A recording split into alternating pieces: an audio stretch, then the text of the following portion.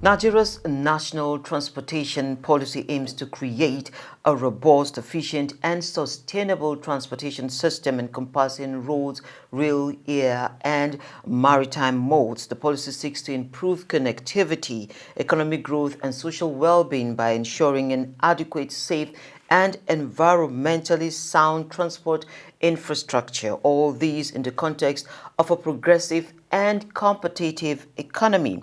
But where is the place of logistics in this policy? Well, the FCFG is here. Nigeria is 65 and the ECOWAS Union is 50. Is it time to overhaul this policy considering the hurdles in transporting goods as well as humans? This week, we shall examine this thorny trade problem that has now metamorphosed due to changing dynamics. My name is Leah Katung-Babatunde. You're welcome. And as always, we start the business of the day from the trends table.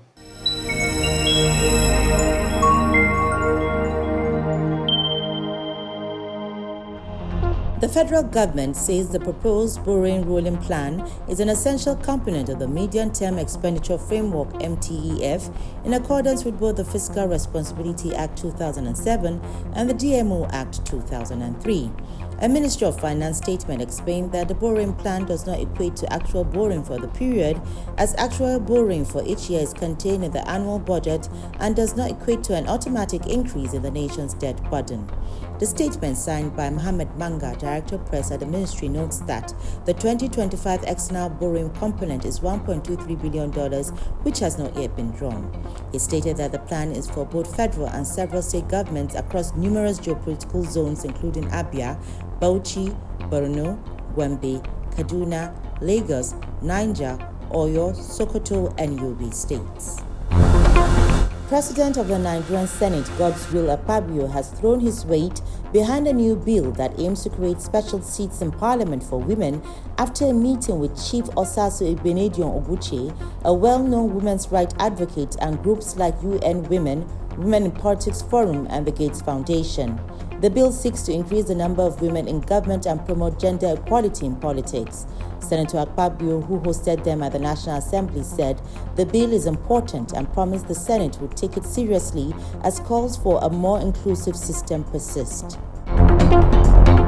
The federal government has commenced payment of the 35,000 Naira wage award arrears to federal government workers. Bao Makwa, Director of Press and Public Relations at the Office of the Accountant General of the Federation, OAGF, in a statement said many federal government employees have confirmed receipt of the payment, adding that others that have not yet received will do so. The OAGF said the payments will be done in installments of 35,000 Naira for 5 months.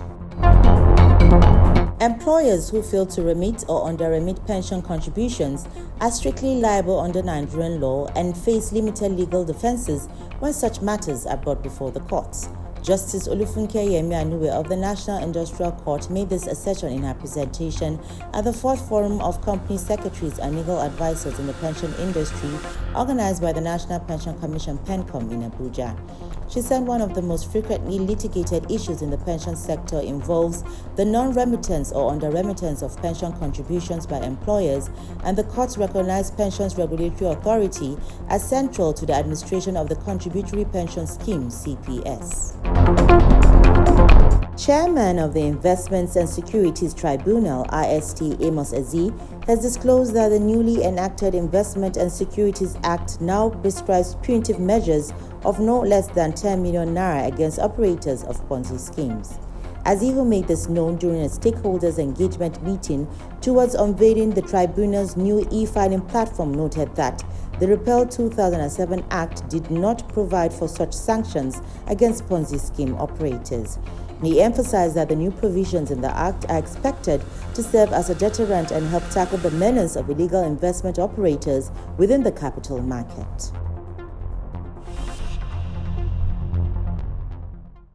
Next is our policy conversation on why Nigeria and indeed Africa need to have a working not just transport policy but alongside a logistics policy. Transport plays a key role in the economic and social development of any nation. A well-functioning and integrated transport system, amongst other things, stimulates national development and enhances the quality of life of all citizens. It also allows markets to operate by enabling the seamless movement of goods and human beings. The African Free Trade Area seeks to eliminate borders by easing transportation for a seamless trade process between member states. However, you still need visas to access many countries on the continent as a citizen, as well as your goods. Multiple certifications and custom borders are there to contend with. Jonathan Aremu is a professor of International Economic Relations at Covenant University and the consultant ECOWAS Common Investment and Market. It's nice to have you, Prof. Sir, join me for this conversation. Thank you, my sister. Prof. Yes, ma'am. Do we have a transport and logistics policy to start with? That's a very big question. Just about a week and a half ago, the issue of global transport policy was being talked about, and I was told to make a presentation. And I said that we don't have such a comprehensive transport and logistics policy yet. We have Ministry of Transport, we have Ministry of Marine and Blue Economy, we have a lot of MDAs that are performing one transportation logistic of the other. But the policy to harmonize the thing of a global standard that will allow a very good interplay with respect to movement of goods and human beings under African Continental Free Trade Area, I don't think it's in place. It's not yet in place. So we don't have it at the national level and we don't have it at the continental level? We don't have it at both levels. At national level, what moves very close to that thing is the intermodal transportation service, which Lagos State is working upon, is doing. That is, you can move from one mode of transport to another, right? And then move to another one, maybe 2 or 3 transport modes. But a multimodal transportation is the higher grade of transportation for the fast movement of goods. Very ideal, both at regional trade in ECOWAS and then at the same time at continental level. What does it entail? It entails the different modes of transport, the land, the rail, the sea, the air, to actually be harmonized under a single contract. In other words, we have multimodal transport operators that will link the movement of a traffic from the remotest part of any country to where the consumer is under a multimodal transportation service. That is the ideal transportation policy and logistics policy we should be looking for, and we should actually allow us to operate African Continental Free Trade Area better. Because there are some products, they are very perishable. They need to move very fast. The certainty of movement and whom to deal with under multimodal transportation arrangement is simple. One MTO, multimodal transportation operator, is responsible from the first place the goods is coming from to the last consumer. So you can hold him responsible under one single contract. I'm glad you're already speaking to some of the issues, which takes me right onto my next question. Will be, what are those gaps, the gaps that you have so far identified in the transport system on the continent? Yeah, the gap appear to be numerous, but it's still workable. Number one, our road transport is not very efficient yet. So we need to work on it. There should be a linkage between the road and the rail. The rail we are having is still very small, is of a low speed type. I mean, not high speed. And it doesn't even cover nearly every part of the country. Right? What about motor vehicles? Oh, I've even talked about that because they move on the road. And then the air. Very disappointing in many instances.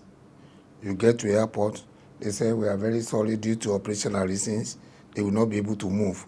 Yet there's a particular product or an intermediate product which they need to fix a machine that will go into operation in Lagos tomorrow.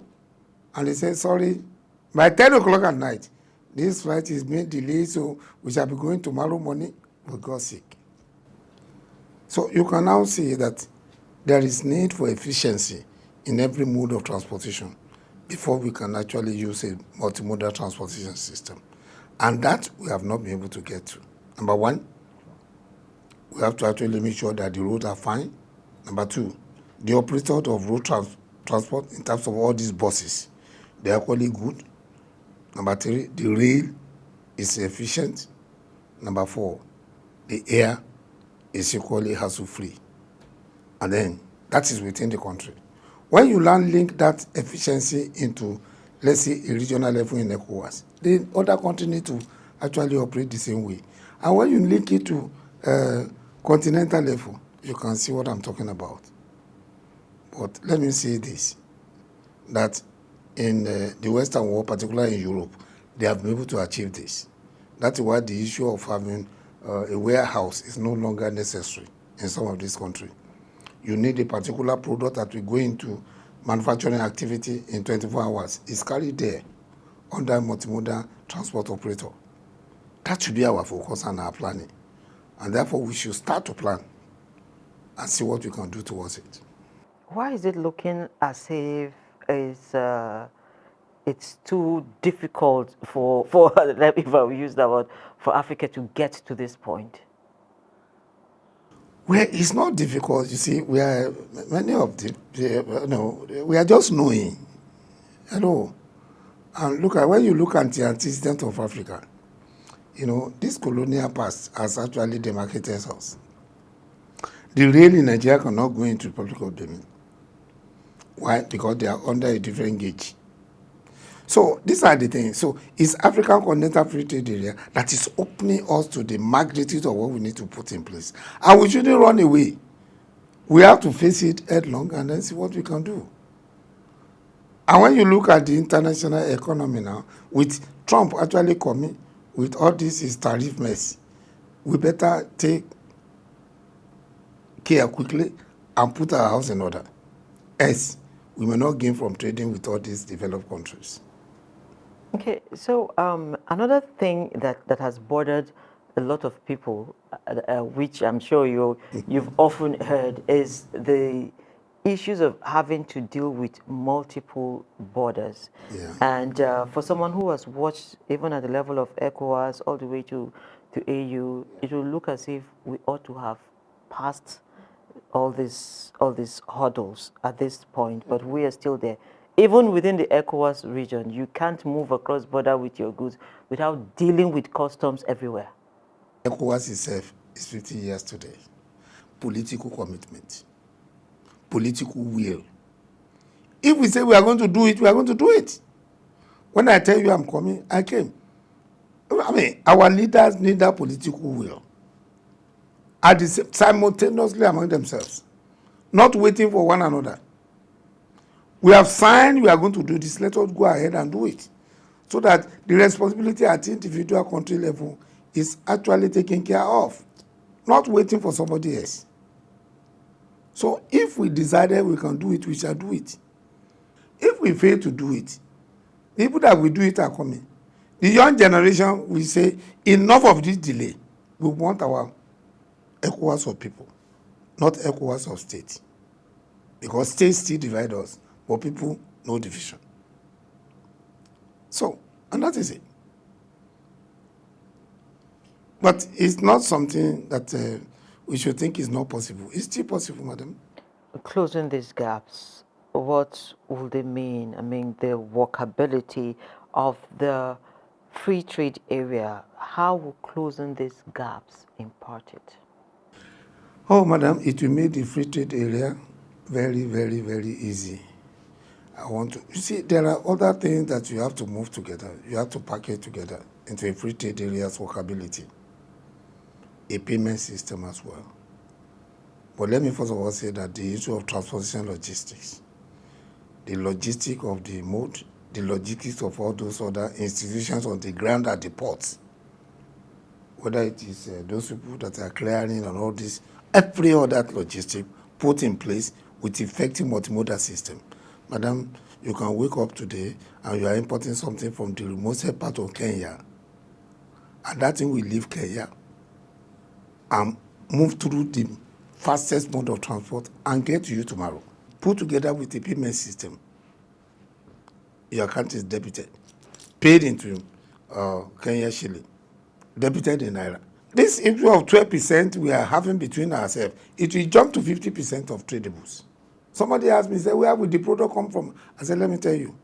There are some African countries producing certain things we are still buying from China, we are still buying from Europe. By the time we open up very well, we discover that they can produce.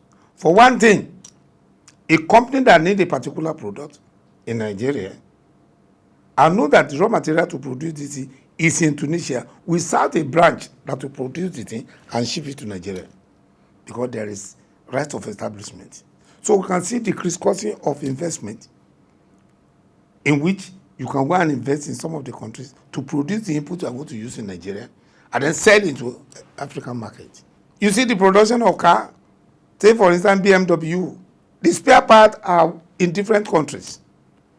People say, oh, it's a German car. No, that's the final output.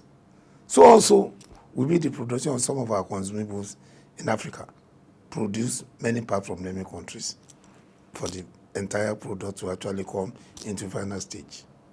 It sounds so beautiful when you say it, Prof. But it looks so difficult. Yes, I mean, we're known for coming out with policies that are so beautiful, but the implementation is always a problem. That's a political commitment, Madam. From some of us that are technicians to both ECOWAS and AU, we are singing the music quite loud. You need political commitment. You need political commitment. This free trade area or customs union, where ECOWAS says it will not work on its own. It has to be people that have to do their job. They asked me a very serious question. They are going to other ECOWAS country. They stop them and asking for money. I said, even me, working in ECOWAS as a consultant, I work with the director of free movement. And they stop us at Semeboda, telling us to pay money. I said, director of free movement, ECOWAS. And the director is not free. The director of free movement. The two of us. I said, what is this? Please, we need to work on this thing. It's totally disappointing. It's not good. Why? Because the political will is not there. If the head of state actually tell all those institutions, the ministry, the department, and the agencies that are working, should make sure that things move freely, it will move. But when they did not sing that music quite loud, right? Some ministers will be collecting money. Those boys collecting money, they are reporting to the higher boss.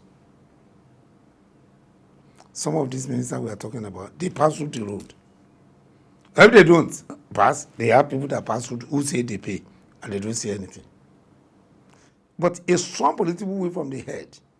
This should stop. It will stop. We've had these complaints over time. I know. And we don't see, as you have also said, yes, you don't see that there's been a leader who has come to say, I will bring out these people for this level of defaults, or bringing the image of the institution down and say we're taking this kind of stiff penalty against them so that others don't do it. We have not seen that. You are correct, madam. You are very much correct. But more than having these kinds of conversations with them? Yes. More than ever before, there are pressures now on those leaders. There are serious pressures because ECOWAS people can no longer wait. We are celebrating 50 years of economic integration, and there is a terrible movement in which people have to pay for one thing or the other. A government will come and close border under economic integration. When the last administration under President Buhari closed border, I came out on TV, maybe it was NTA, you were there, and I said, this is wrong. Just as I came out when President Buhari said we will not sign African Continental Free Trade Area, I came out to say this is wrong. And your NTA, they asked me to say, you say the president is wrong. I said, if he's wrong, could I say he's right? I mean, let us face it. We need to make sure things are okay in this country. I'm not a politician. If only what they want to know me for is to be able to speak the truth, I'm okay. So, but there is pressure on all the leaders now to do well, because people are tired. So let's believe that the pressure will not go down. Just as I said at ECOWAS Parliament, the younger generation will not take this mess again. Why? Because on the touch of a button, they connect to the world. Why is the same button not working here? They are going to ask questions. Prof, if we are going to make it work, you've talked about having to design that policy. Yes, multimodal. Yes, and there's need for the political will to make it happen. So, what is the role of citizens, people like me? Understanding, sensitization. They need to sensitize so everybody cooperates, so that all the stakeholders knows that what is happening, so that you yourself, you are aware that you can buy something from Senegal today online and it will get to you tomorrow. The transport will be arranged by the multimodal transport operator. Do we have them on the continent? No. They started by registering them. Nigeria will need to actually put, when there is a transportation policy, the one you are actually advocating, transport and logistics policy, it will have multimodal operators, transport operators, right? They give them the rules. And then this one, once it is adopted at ECOWAS, it's going to be sent to all member states. Member states will now put it in their own country, in their own law. Multimodal transport operators under an improved transportation and logistics to operate ECOWAS economic integration. And before you know it, the thing will start. I must sincerely thank you, Prof. Sir, for making out time for this conversation and for sharing your thought lines with us. Thank you, my sister. Yes. And we move on to our education segment, Simplify This. From there, we'll take you to the local commodities market.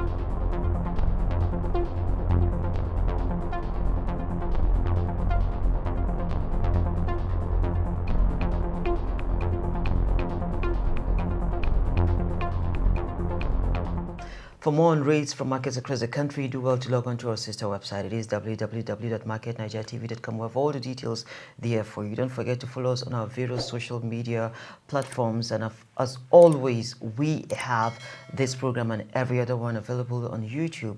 On our channel, it is at Saban Media Services. Leave your feedback there because we need them to help us serve you better. And don't forget the duty of having a working Nigeria lies in the hands of all citizens. So play your part. God bless Nigeria.